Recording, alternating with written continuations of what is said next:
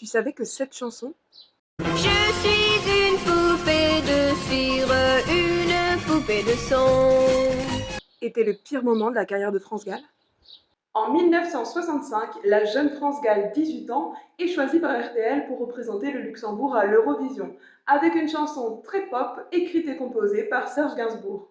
Mais à l'époque, à l'Eurovision, on ne joue que des ballades un peu plan-plan, et les musiciens ne sont pas du tout contents de jouer une musique si rythmée. Ils vont donc huer la chanteuse et son compositeur pendant toutes les répétitions, et Serge Gainsbourg va même claquer la porte. Dans ces conditions, France Gall se dit que c'est fichu et que la victoire ne sera pas luxembourgeoise, et pourtant, le jury la désigne gagnante.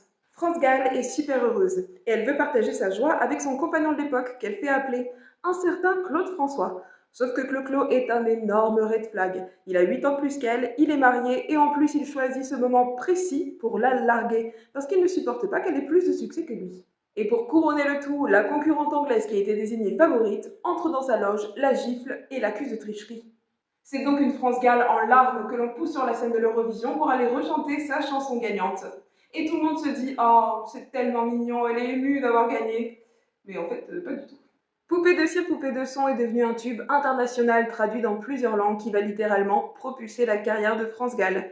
Quant à son red flag, elle lui a malheureusement accordé une dernière chance. Elle a même quitté l'Eurovision avant la conférence de presse pour le rejoindre. Au bout d'un an, ce sera la rupture définitive, une rupture qui ne va faire qu'augmenter les royalties de son ex grâce à une très célèbre chanson.